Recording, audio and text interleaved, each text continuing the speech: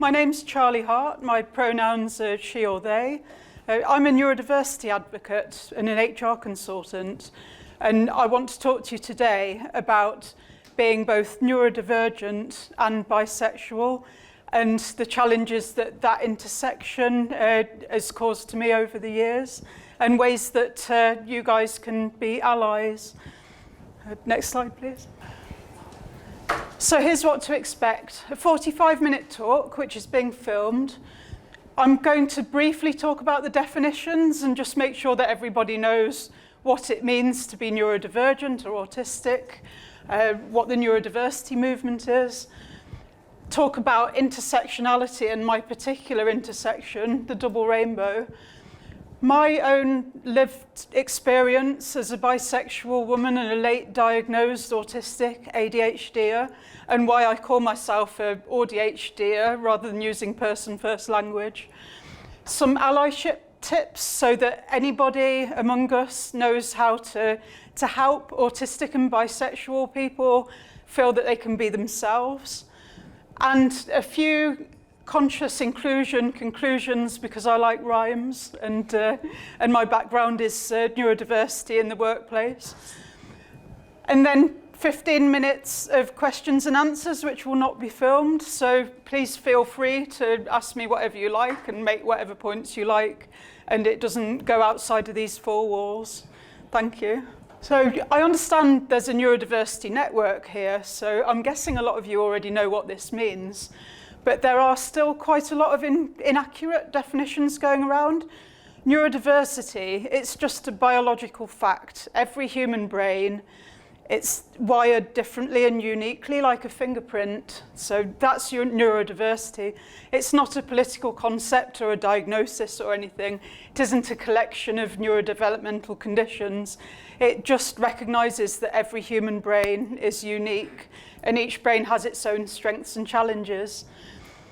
The neurodiversity movement, on the other hand, that's a social rights movement, like the disability rights movement. And where was I? Being neurodivergent is when you have a brain which is not typically wired. So for whatever reason, you could have a neurodevelopmental condition such as autism or ADHD, or you could acquire neurodivergence in adulthood. So for example, you have an accident and a brain injury or stroke, or you develop a mental health condition which does actually cause permanent changes to the way that the brain is wired. So the definition of neurodivergent, it does include all of those differences. So it's not something that anyone should gatekeep. It's not a diagnosis. It's a label that we can choose if we find it useful. And it's a tool for inclusion rather than exclusion.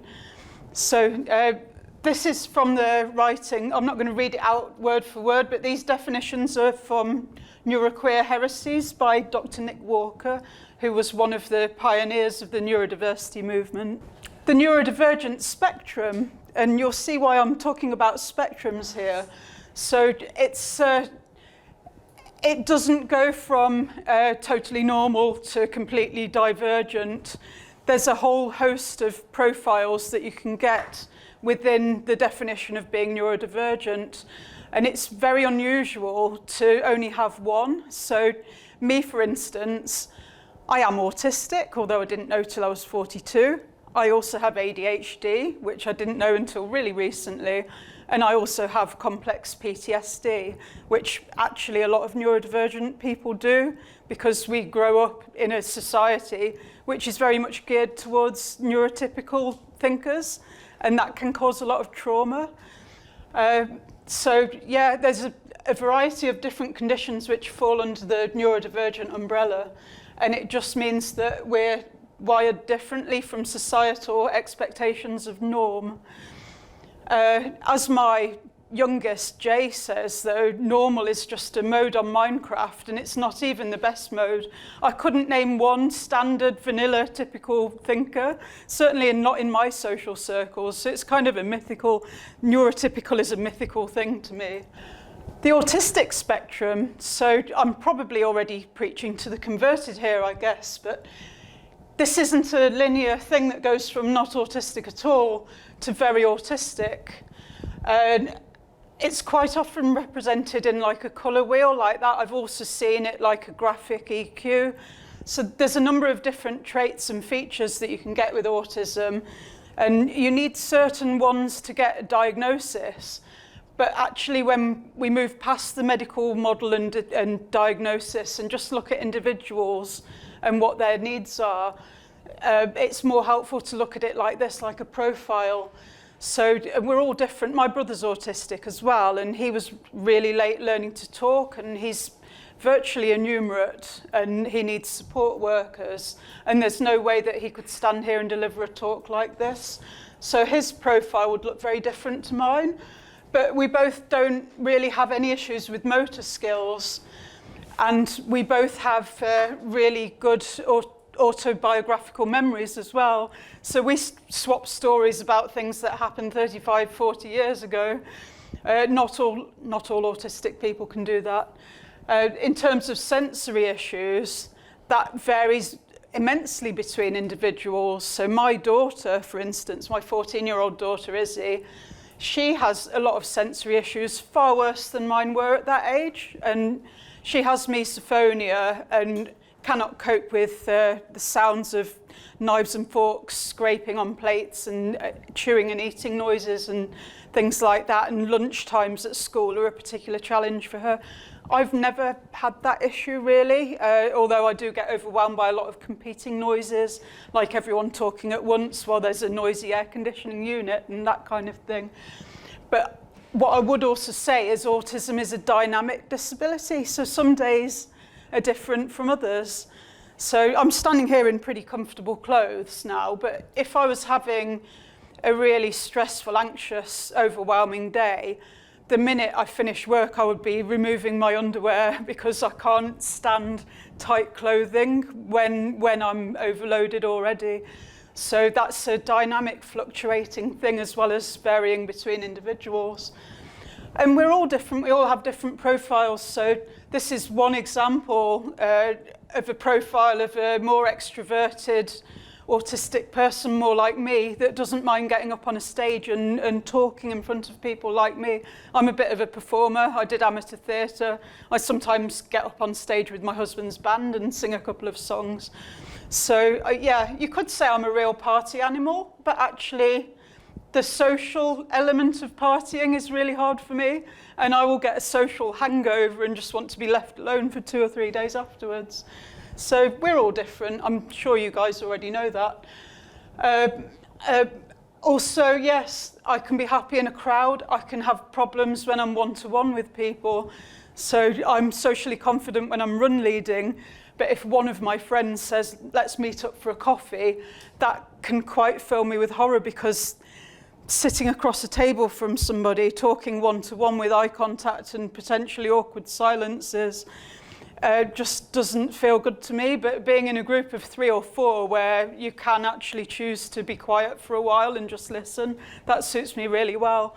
Going for a walk and having a side-eye conversation with somebody, that suits me really well as well.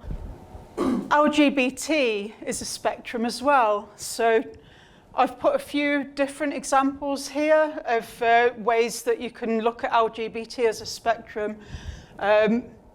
This is about bisexuality and the fact that it doesn't go from only 50% attracted to the same gender and 50% to a different gender.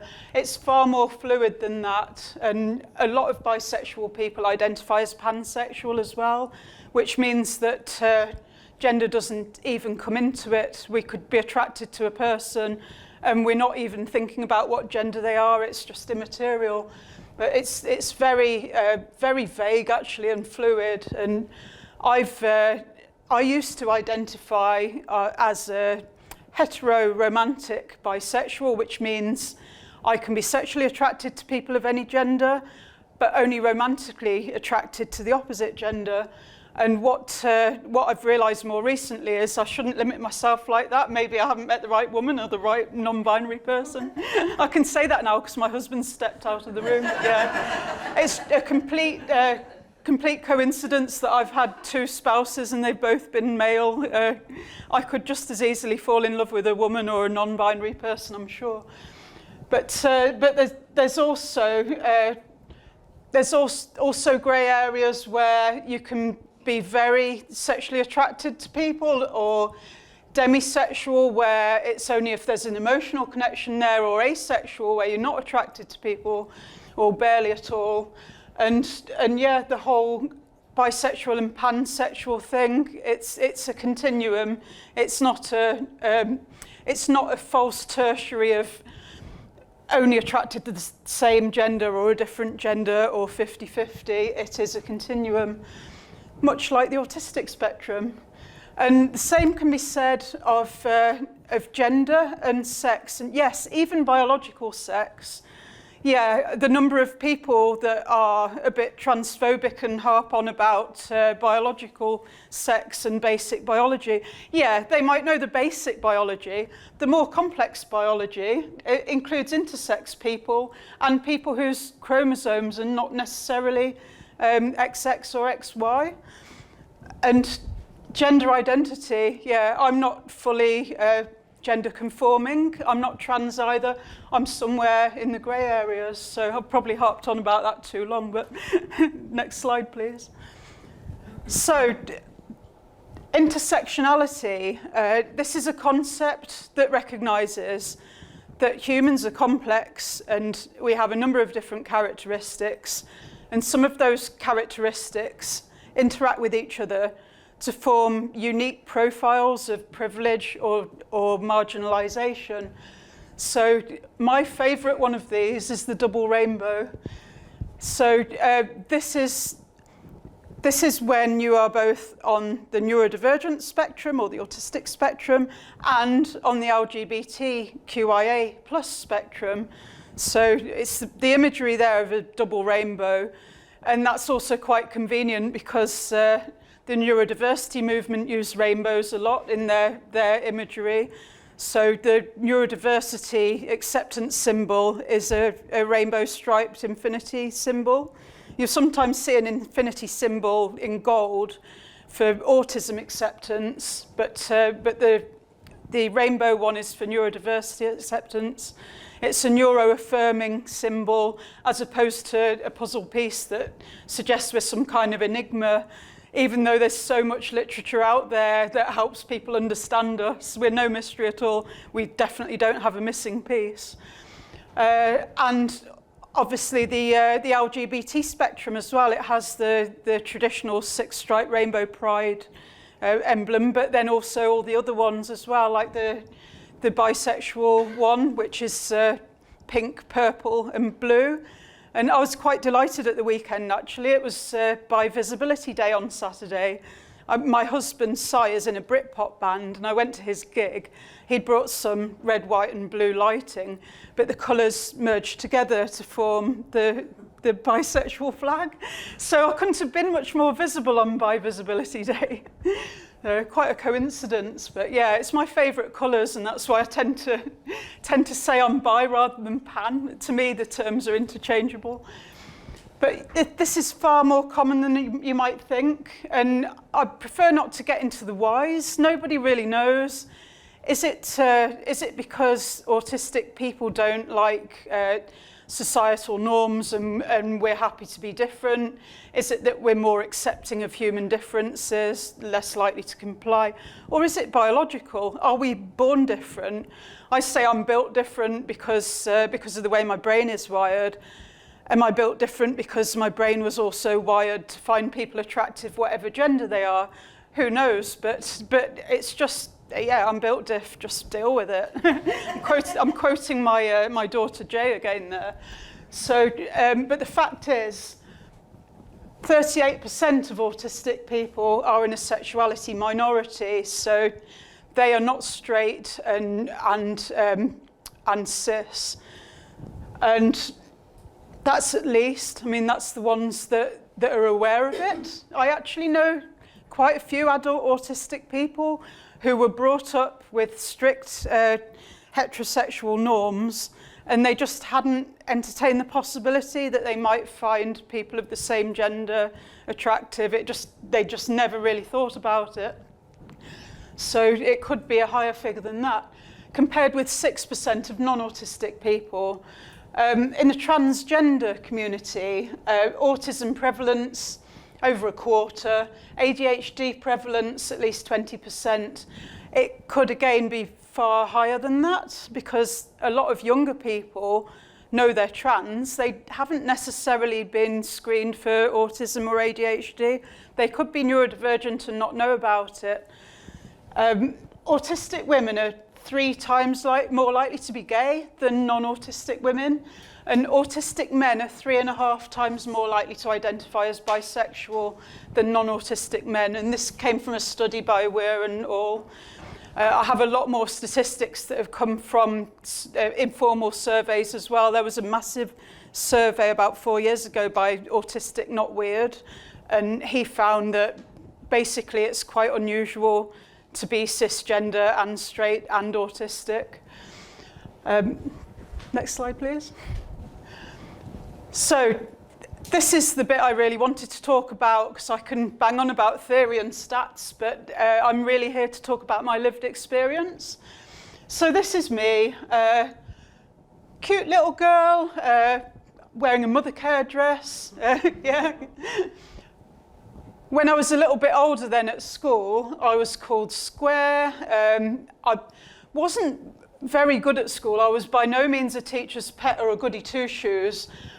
But because I was clever and a bit dorky and unfashionable, that's what the kids called me. So the popular in-crowd at my school called me Rubber Lips, Four-Eyed and Square. And yeah, and I spent a lot of my teens and my early adulthood trying to prove them wrong. So here's me, age 16, desperately trying to be cool. I'm wearing an Extreme t-shirt. I loved Extreme. I followed them around all over the country. I'm playing an electric guitar, which I bought for about 100 quid with its own practice amp and everything. And I've got a massive Extreme poster on the wall behind me. To me, that was really cool. That was the epitome of cool. Not to the kids at my school, though. Yeah. So what happened, I got through school. I never did any homework, and my A-level tutors told me I would drop a grade in every subject, which I did. They're absolutely right. But I got enough grades to get into university, and that's where I really came unstuck. How did I get to that point and not know I was autistic? This is something I look back on a lot now and ask myself. My brother here, 18 months younger than me, James, he has quite severe learning disabilities. So he received a lot of medical attention, and he went to special school, and he was diagnosed by the age of 10 as being autistic and ADHD, and he had various other labels, but you can't really put him in a pigeonhole. He's just an autistic, hyperactive kid with a few learning difficulties and quite unique. But it took a while to place him in school, and eventually he was at school that suited him, a special school. So he was special, and I was the clever one, the one with potential. So this is how I went through life, with the expectation on myself that I was normal and had potential and that I was going to do big things. I went off to university, not equipped with any life skills at all, not equipped with any skills to make friends and look after myself and self-advocate. I didn't know about things like consent and boundaries. I didn't know how to drink responsibly. I really shouldn't have been unsupervised, but no one knew I was autistic because I was a girl and because I was clever.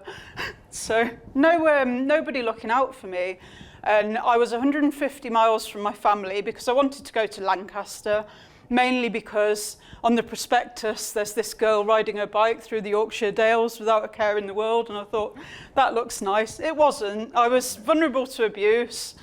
I couldn't get on with seminars. I was awkward. I hung around with a lot of bikers and goths, and I didn't really fit in there either. I went to the LGBT society though, and that's where I discovered actually there are people like me who find more than one gender attractive. It's not so weird.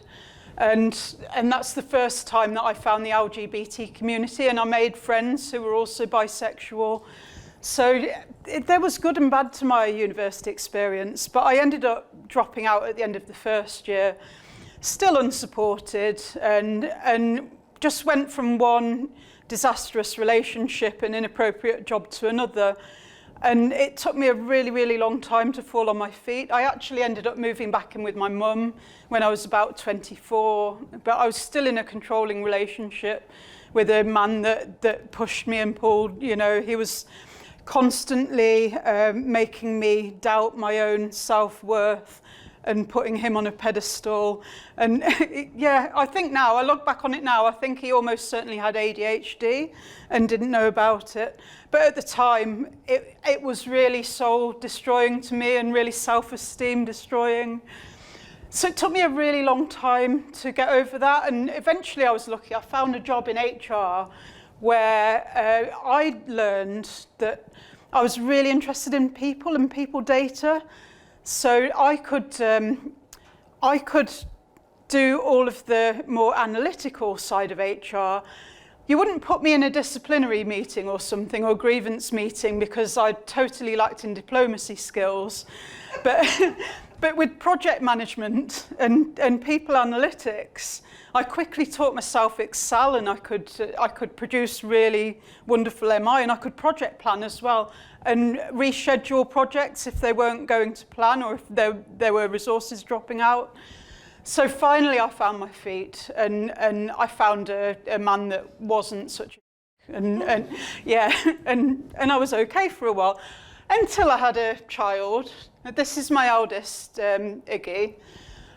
When I had him, I wasn't entirely prepared for it, and I became extremely isolated. I still didn't know I was autistic.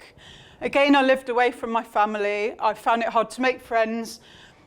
Neighbours would say things to me like, "Why don't you bring him to the soft play?" And I was thinking, he's a baby, he can't even crawl. Why would he want to do soft play? I had no idea that they were saying to me, "Charlie, you need people around you, you need people to talk to." I just got more and more isolated, and then eventually moved back to the Midlands, nearer to my family and to my husband's family, and I was okay for a while. A couple of really traumatic miscarriages, and I had a major mood crash, and I ended up severely depressed. Rock bottom.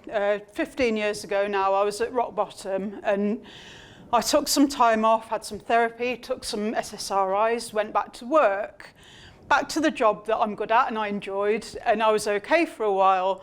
But then 2 projects at once, a lot of meetings, a lot of professional demeanours, expectations of how I come across at work, and people giving me coaching on how to do small talk and things like that, and my self-esteem was back through the floor, and I crashed again, and I was off sick again, and this was a cycle that carried on for many years.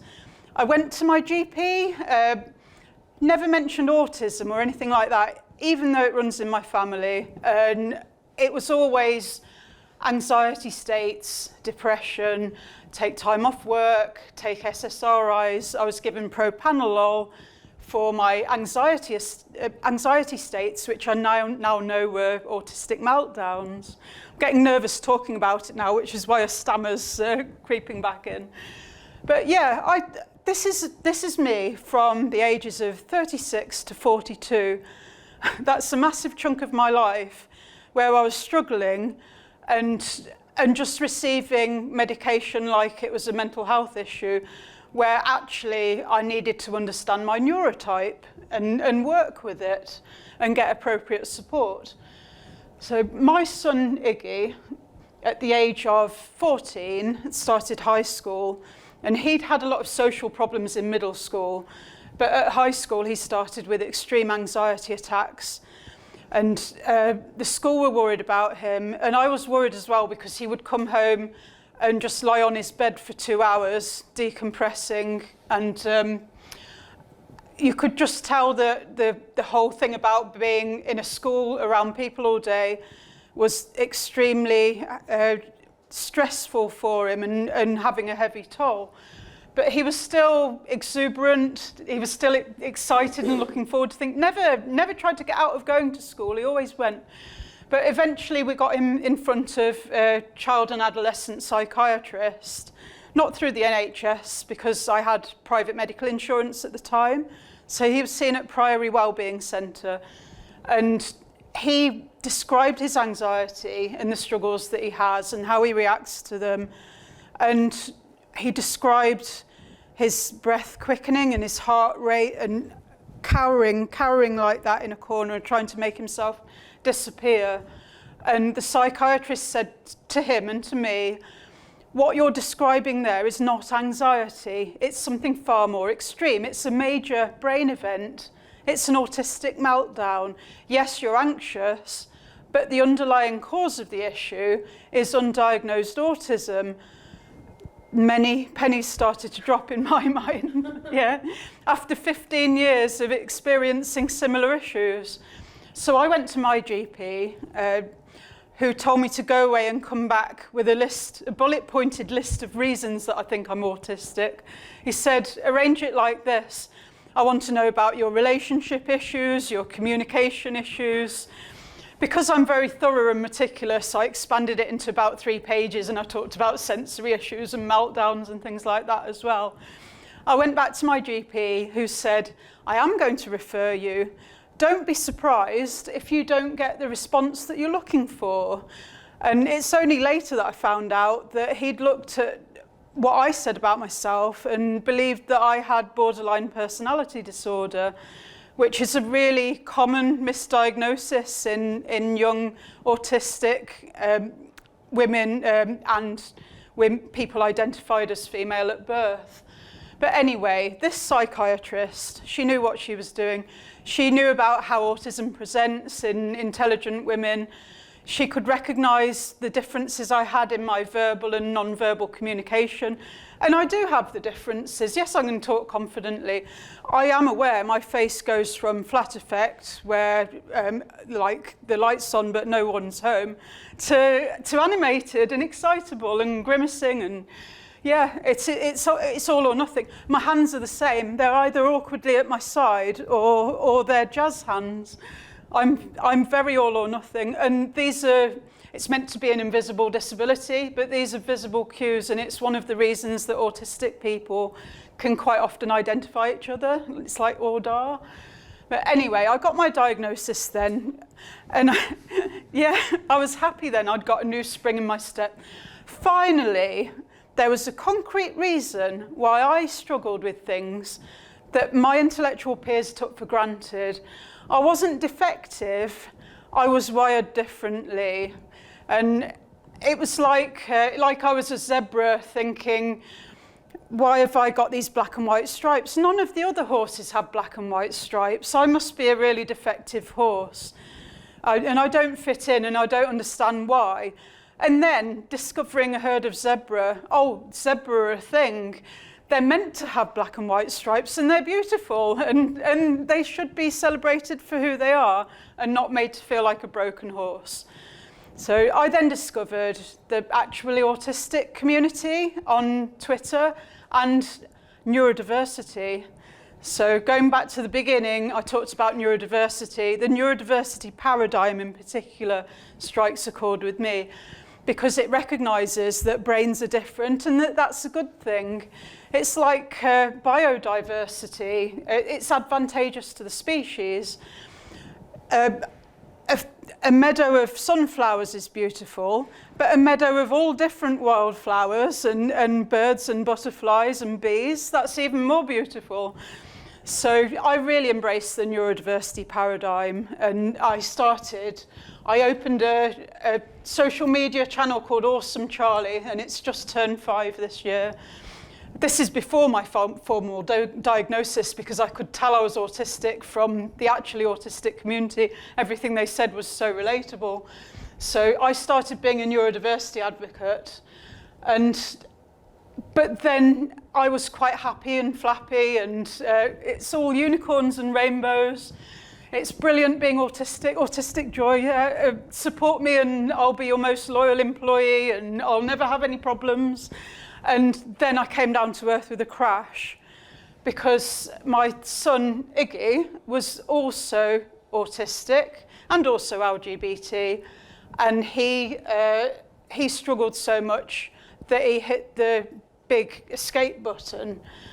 So I'm not going to dwell on this today. I do other talks about this, but yeah, we lost my son Iggy at the age of 15 after he'd been tormented at school for being weird and different.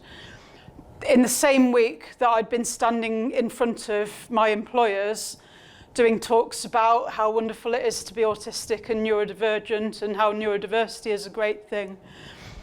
So I'm now a far more balanced neurodiversity advocate, and I will talk just as much about our support needs and our struggles and why it actually saves lives if people accept us and don't bully us for being weird and different. And this is not just about autism, it's about being LGBT as well. I always suspected my son was bi and possibly gender questioning. I know now that he was gay and genderqueer, as well as being autistic, as well as having hypermobile EDS, which was never fully diagnosed. And he had a lot of struggles that nobody understood, but he was bright and sunny and looking forward to the future. So, big shock. One of the ways that I've dealt with this is by painting neurodiversity and LGBT affirming rocks and hiding them all over the place and getting my followers to do the same. So this is Iggy Rocks. There's the autism acceptance and the neurodiversity rainbow infinity symbol. And I've upped my game with my neurodiversity advocacy. It is always going to be balanced, but it is not all silver linings. It's dark clouds and silver linings. And actually, people want that perspective, so I've been getting accolades and winning awards by talking about that. My younger children, Jay and Z, they are both also LGBT, they're both also autistic. They also believe they have ADHD, but it's really hard to get into the diagnostic pipeline for that if you're a girl and you're well behaved. So this is me now. Yes, I have ADHD as well. I'm still awaiting assessment as well. But I identify as a queer AuDHDer.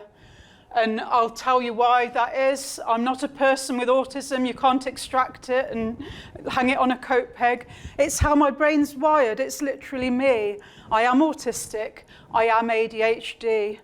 I don't like this person first thing, the living with autism and ADHD. Can you imagine? I live with autism and ADHD. Autism, she's such a neurotic.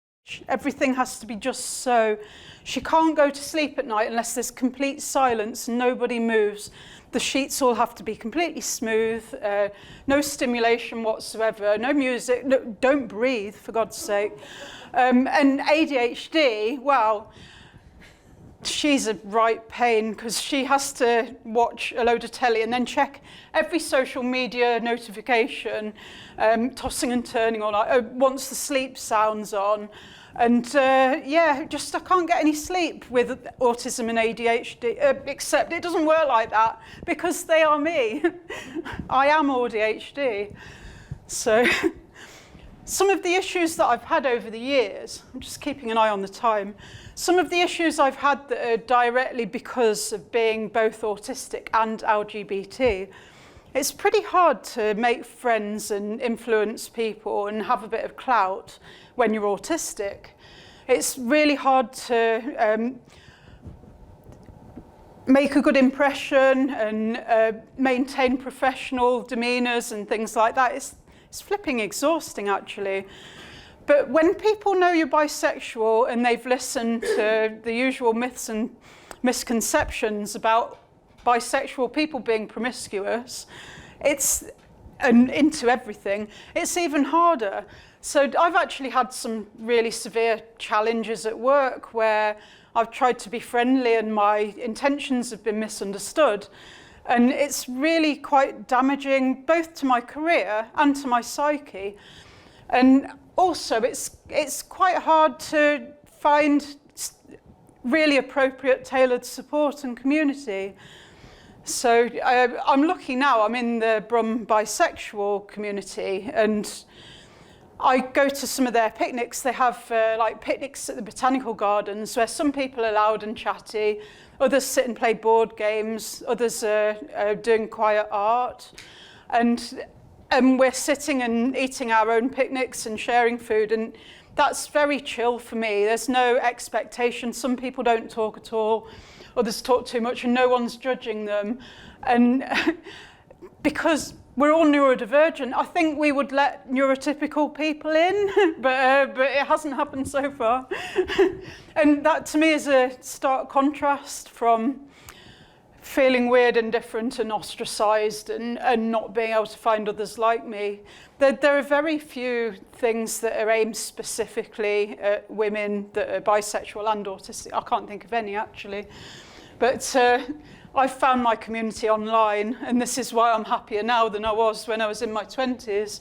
This is why I know about some of the stuff that I should have been taught at school, like how vulnerable I am and how I need to assert boundaries and insist on consent and things like that. I was very vulnerable to abuse and I had no idea. Now I know, and now I can advocate for my daughters. I can advocate for my needs, both at work and outside work, and advocate for the needs of my daughters. I would like to turn the clock back and help Iggy a bit more, but maybe there was no helping him, I don't know. But what I try to do is promote acceptance of neurodiversity and of all kinds of different minds, in the hope that gradually society will become more accepting, and then nobody needs to escape, because it's a more accommodating world where every kind of mind can thrive, not just survive, but actually thrive as our authentic selves. Next slide, please. So I'm not going to read all of this out because the slides are going to be distributed, but I have some allyship tips for anyone that wants to help colleagues and potential new staff and friends and anybody who is autistic and ADHD. I'm not going to read them all out, but the main thing is believe us.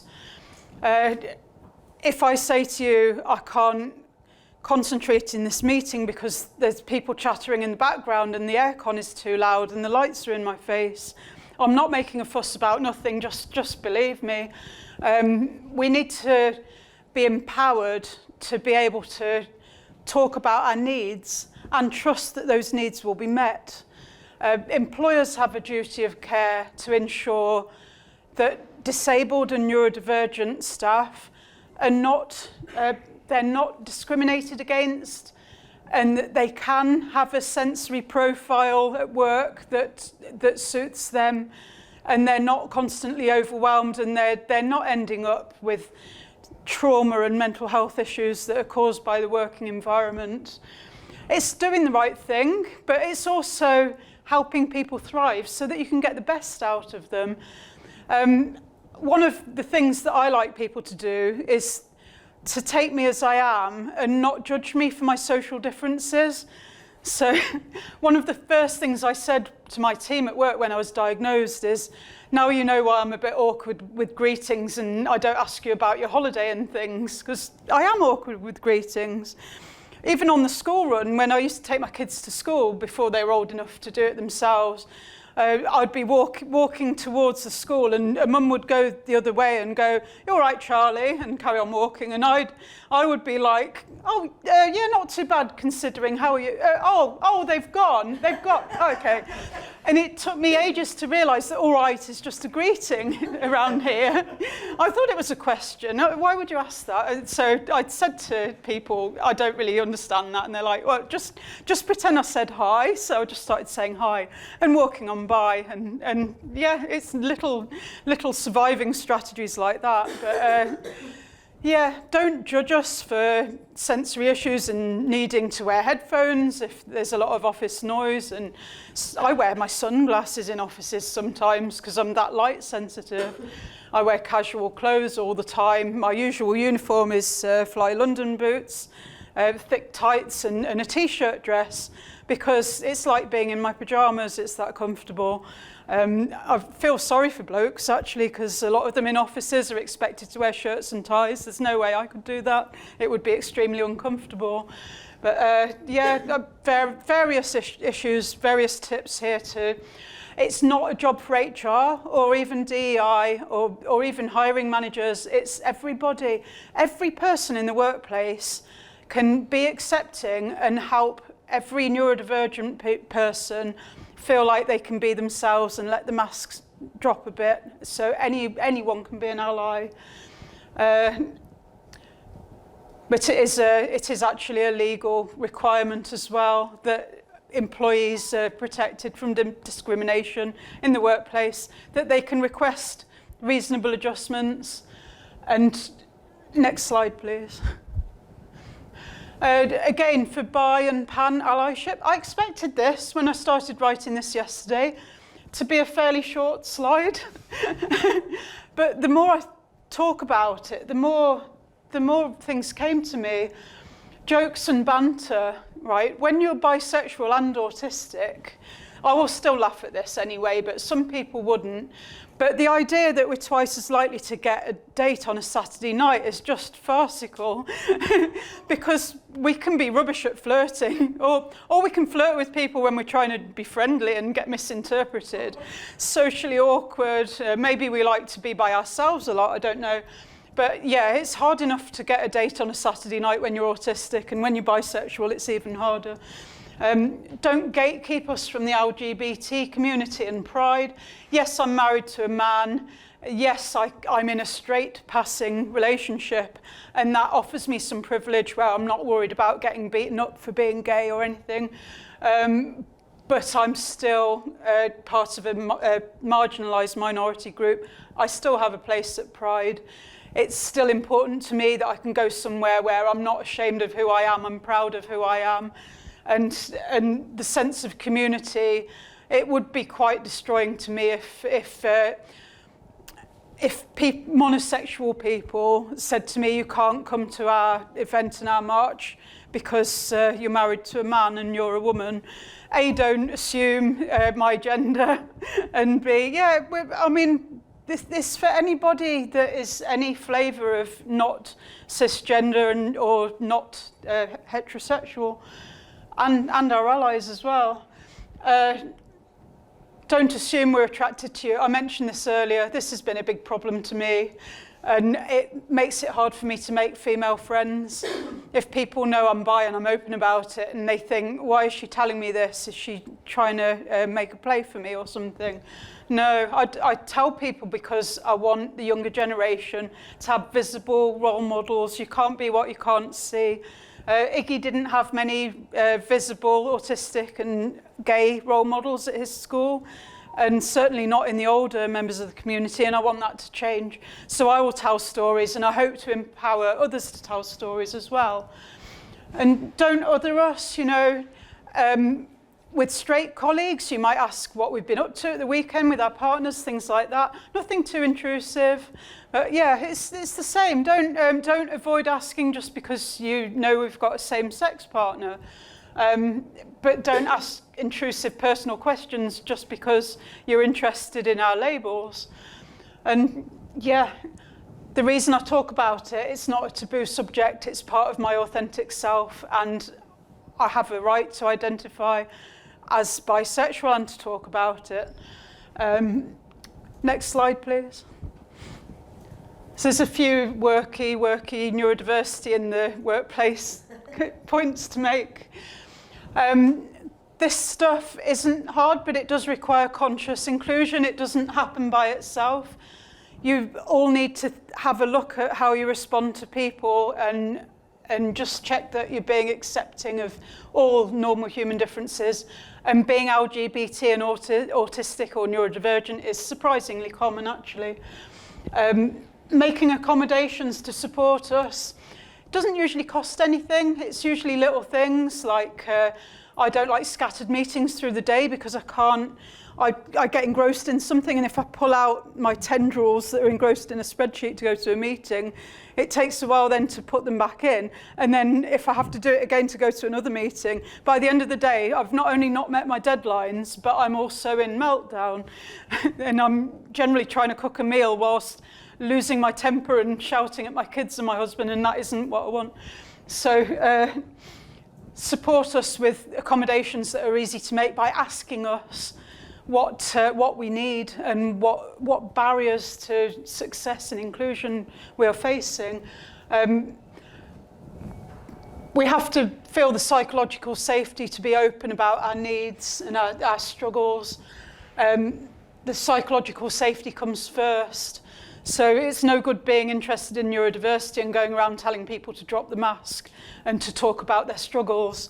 You have to know that you've got a culture of psychological safety where people are not going to be discriminated for admitting their struggles and being open about it, and that their needs will be taken seriously. Employers who foster a supportive culture of inclusion and belonging and psychological safety, they will help people do their best work, and they will help people stay longer and not just survive but thrive. Final slide, please. So I packed a lot into this quite short presentation, but I am on social media as well. I do quite a lot of videos and blogs. So you can find me under ausomecharlie.co.uk. Email me, ausomecharlie@gmail.com. I'm on LinkedIn, both personally and as a company page. And Aim for the Rainbow is the non-profit organisation that I work with to promote understanding and acceptance of the double rainbow. And we're specifically trying to make life brighter for young people that are on the double rainbow intersection of neurodivergent and LGBT. So please give us a follow. And thank you.